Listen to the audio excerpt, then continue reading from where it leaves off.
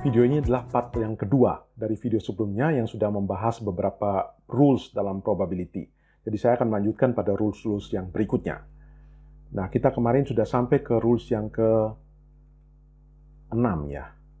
Oke, sekarang kita masuk ke rules yang ke-7. Rules yang ke-7 ini adalah jika saya punya dua event, jadi event A dan event B, ini saling independen. Saling independen artinya sesuatu terjadi tidak mensyaratkan sesuatu yang terjadi tidak akan mempengaruhi peluang dari yang lain. Jadi event A tidak mempengaruhi peluang dari event B dan sebagainya. Maka jika itu terjadi, maka peluang daripada terjadinya A dan B adalah peluang A dikali peluang B. Lain ceritanya kalau misalnya event A dan event B itu tidak saling independen. Tidak saling independen artinya kalau event A itu terjadi, maka dia akan mempengaruhi event B. Maka peluang A dan B terjadi itu adalah peluang A dikali peluang B jika A telah terjadi. Jadi ini dibaca sebagai peluang B jika A telah terjadi. Nah, ini mungkin agak susah untuk dilihat, dimengerti. Artinya kita lihat contoh berikut ini. Jadi dalam contoh ini seorang berpetualang di hutan selama 3 hari. Hutan itu ada 15 rusa jantan dan ada 35 rusa betina. Nah, ditanya adalah berapa dia memberi makan setiap hari 1 ekor rusa saja. Pertanyaannya, berapa kemungkinan dia hari pertama memberi makan pada rusa jantan, hari kedua memberi makan pada rusa betina, hari ketiga memberikan makan lagi pada rusa betina. Oke, kejadian pada hari pertama, kalau dia hari pertama memberikan makan pada rusa jantan, itu tidak akan berpengaruh pada hari yang kedua. Tidak akan berpengaruh pada hari yang ketiga. Jadi, peluang jadi A ya, event A adalah memberi makan kepada rusa jantan pada hari pertama. Event B adalah memberikan makan pada rusa betina pada hari kedua. Dan event C adalah memberi makan pada rusa betina pada hari yang ketiga. Oke, berapa peluang untuk dia event A, event B, event C? Begitu ya. Maka peluang event A, ini ada 15 rusa jantan, 35 rusa betina, totalnya 50. Maka peluang dia secara random akan beri makan pada rusa jantan adalah 15/50. Hari yang kedua, dia memberi makan lagi yang ketemu rusa betina. Berarti peluang rusa betina adalah 35/50. Hari ketiga, rusa betina. Maka 35/30. Ini semua dikalikan. Nah, kalau kita kalikan ini, kita akan dapat hasilnya 0,147. Jadi, probabilitas untuk hari pertama A, hari kedua, hari ketiga adalah 0,147. Lain ceritanya kalau soalnya seperti ini. 3 hari dia berburu, dia bukan memberi makan. Maka setelah hari pertama dia membunuh rusa jantan, maka hari kedua probabilitasnya berubah. Kenapa? Karena total rusa di situ bukan lagi 50. Kalau tadi memberi makan, hari pertama memberi makan pada rusa jantan, hari kedua total rusa tetap 50. Nah, karena ini berburu ceritanya, maka kalau hari pertama dia sudah menangkap 1 rusa jantan, maka peluang untuk hari kedua berbeda. Sehingga tadi sama juga kalau A adalah rusa jantan pada hari yang pertama, B adalah rusa betina pada hari yang kedua, dan C adalah rusa betina pada hari yang ketiga. Oke, tapi P dari A, B, C ini sama dengan P dari A, peluang per hari pertama dikali peluang di hari kedua, B, jika yang pertama terjadi. Dikali peluang C jika yang B terjadi dan A terjadi. Jadi begini. Hari pertama, peluang untuk dapat tembak rusa jantan berapa? Karena ada 15, maka 15/50. Hari kedua, peluang untuk menembak rusa betina. Rusa betina di hari kedua ada berapa? Ada 35 rusa, betul ya? 35 rusa. Tapi total rusanya sekarang bukan 50, tapi 49. Hari ketiga, rusa betina. Rusa betina sudah kehilangan 1, berarti tinggal 34. Dan total rusa menjadi 48. Jadi probabilitasnya sekarang berubah menjadi 0,147. Ya, ini karena PA, PB, dan PC saling independen. Sedangkan yang tadi, ini PA, PB, dan PC tidak saling independen ini ya. Ini saling independen, ini tidak saling independen, jadi saling tergantung. Kejadian A akan mempengaruhi B, akan mempengaruhi C. Jadi seperti ini. Saya harap Anda bisa membedakan antara rule yang ke-7 dan yang ke-8. Jadi yang saling independen, berarti tidak tergantung, ini seperti tadi untuk memberi makan rusa, tidak tergantung. Sedangkan ini tidak saling independen, artinya saling dependen adalah kejadian di mana rusa yang pertama kalau ditangkap jantan, maka hari kedua probabilitasnya sudah berubah karena jumlah rusanya sudah berkurang. Sekarang kita akan coba lihat beberapa contoh. Contoh yang pertama, ini. Jika dalam satu eksperimen ya, PA 0,2, PB 0,9. Maka pertanyaannya, apakah A dan B adalah event-event yang bersifat mutual eksklusif? Mutual eksklusif artinya tidak mungkin terjadi bersama-sama. Kalau mereka tidak mungkin terjadi bersama-sama, jadi A dan B tidak mungkin terjadi bersama-sama, maka kita lihat sini, totalnya berapa nih? 0,9 tambah 0,2 lebih besar dari 1. Kalau lebih besar dari 1, maka tidak mungkin, kalau ini tidak mungkin terjadi bersama-sama, A terjadi sendiri, B tidak terjadi. A terjadi sendiri, B tidak terjadi. B terjadi sendiri, A tidak terjadi. Tidak mungkin seperti ini, karena ini totalnya di atas 1. Jadi pasti antara A dan B, ini antara A dan B, pasti harus ada irisannya.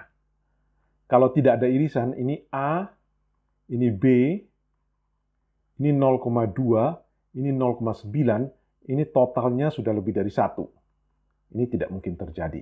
Jadi A dan B pasti tidak bersifat mutual eksklusif. Oke, contoh yang ke-7. Sebuah rumah dilelang dengan harga pembukaan 2,5 miliar. Untuk memprediksi hasil lelang tersebut, maka dilakukan perhitungan beberapa probabilitas. PA. PA adalah probabilitas rumah tersebut laku dengan harga sama dengan harga pembukaan, 2,5 miliar. PB adalah probabilitas rumah tersebut laku dengan harga jual lebih besar atau lebih tinggi dari 2,5 miliar.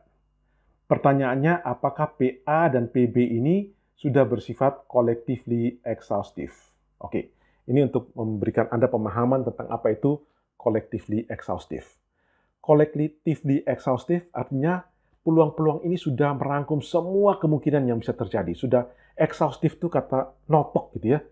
Kolektif. Jadi secara kolektif, secara gabungan, mereka sudah notok, sudah menunjukkan semua kemungkinan yang bisa terjadi. Apakah PA dan PB ini sudah collectively exhaustive?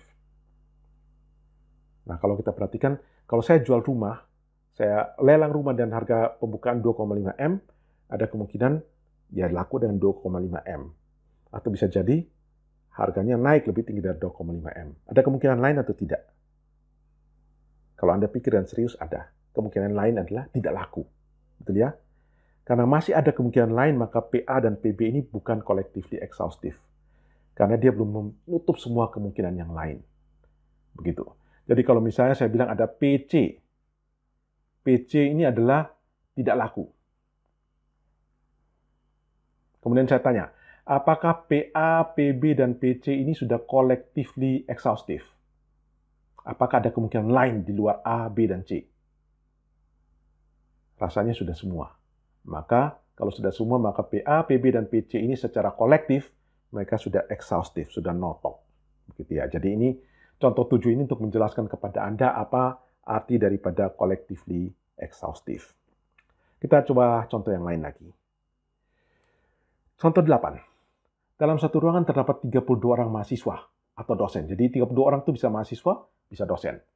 20 orang dalam ruang tersebut adalah laki-laki, 14 orang dalam ruangan tersebut mahasiswa. Oke, lebih baik kita gambar saja ya. Saya gambar begini. Oke, ini laki-laki, perempuan, ini dosen, ini mahasiswa. Oke ya. 14 orang dalam ruangan tersebut adalah mahasiswa. Berarti mahasiswa ini totalnya 14, betul ya? 20 orang dalam ruangan tersebut adalah laki-laki. Laki-laki kalau di total 20, betul ya? Dari 14 orang tersebut, 8 orang adalah wanita. Dari 14 orang ini 8 wanita. Karena ini 8 wanita, maka di sini pasti 6. Kalau ini 20 total, maka ini pasti 14. Begitu ya. Di sini 20, karena ada 32 total dalam ruangan, ini 20, maka ini pasti 12. Kalau 12 ini 8, maka di sini 4. Oke? Kita sudah bisa gambar tabel ini. Kalau tabel sudah bisa kita gambarkan, maka kita bisa dengan gampang menjawab pertanyaan ini. Berapakah probabilitas yang terpilih adalah seorang dosen? Nah, probabilitas yang terpilih adalah seorang dosen tentunya ini 18, gitu ya. Jadi P katakanlah ini A ya. Maka PA adalah 18/32. 18/32 itu 0,56. Oke. Kemudian yang B. Berapakah probabilitas yang terpilih adalah mahasiswa yang wanita? Mahasiswa yang wanita, cuma yang ini. Berarti ini katakanlah ini event B, maka PB adalah 8/32. 8/32 itu seperempat, 0,25. Oke, gampang ya. Nah, ini ceritanya lain. Orangnya dipanggil keluar. Jadi yang pertama dipanggil keluar, berarti mengganggu, merubah, jadi saling dependen, merubah kondisi di dalam, gitu ya. Nah, berapa peluang jika yang pertama dipanggil, ini dikeluarkan ya. Yang pertama adalah dosen, dan kedua adalah mahasiswi perempuan. Oke, maka karena saling dependen atau tidak independen, maka PA dikali PB jika A terjadi, betul ya? Jadi PA berapa? Pertama kali pasti probabilitasnya sama, 18/32. Sedangkan yang kedua, berapakah kemungkinan yang dipanggil adalah mahasiswa? Jadi waktu pertama kali dipanggil dosen, maka ini sudah berkurang. Sudah jadi 13 orang. Bukan dosen, sorry, maaf. Ini 14 ya. Dosen sudah berkurang 1. Berarti di sini tadi 18 totalnya. Ini sudah berkurang 1 akan jadi 17. Entah yang ini yang berkurang atau yang ini yang berkurang. Kita tidak tahu. Begitu ya. Nah, sekarang berapa peluang B? B itu adalah ini. Jika yang A sudah terjadi. Berarti yang B jika A terjadi adalah 8. Ini wanita mahasiswa tetap 8. Tapi totalnya sekarang adalah 31. Sehingga nanti kalau kita hitung, ini dapat 0,145. Jadi peluang yang pertama dipanggil keluar dosen, yang kedua dipanggil keluar adalah mahasiswi, adalah 0,145. Oke, itulah beberapa contoh. Kita lanjutkan lagi ke contoh yang ini ya. Dari 18 pengendara mobil yang diperiksa, kelengkapan SIM, STNK, 7 pengendara mobil ditilang karena tidak memiliki SIM. 8 pengendara mobil ditilang karena tidak membawa STNK, 4 ditilang karena kedua-duanya. Oke, lebih baik kita gambar diagram Venn saja. Gitu ya. Ini masalah SIM, ini masalah STNK. Ada 4 yang ditilang karena kedua-duanya, ada 4 di sini ya. Ada 7 yang karena SIM, berarti 4 sisa 3. Ada 8 yang ditilang karena tidak membawa STNK. Karena sudah ada 4 di situ, berarti 4. Total ada 18. Ini totalnya berapa nih? Ini baru 11. Berarti ada 7 di luar. 7 yang tidak sama sekali tidak melakukan pelanggaran. Sehingga pertanyaannya berapa probabilitas dari pengendara yang tidak ditilang karena memiliki SIM dan STNK? Berarti 7/18. 7/18 itu sama dengan 0,39. Oke, itulah beberapa contoh yang bisa kita bahas. Nanti kita akan membahas, kalau ada kesempatan, saya akan membuat video-video lagi untuk kita membahas contoh-contoh yang lain.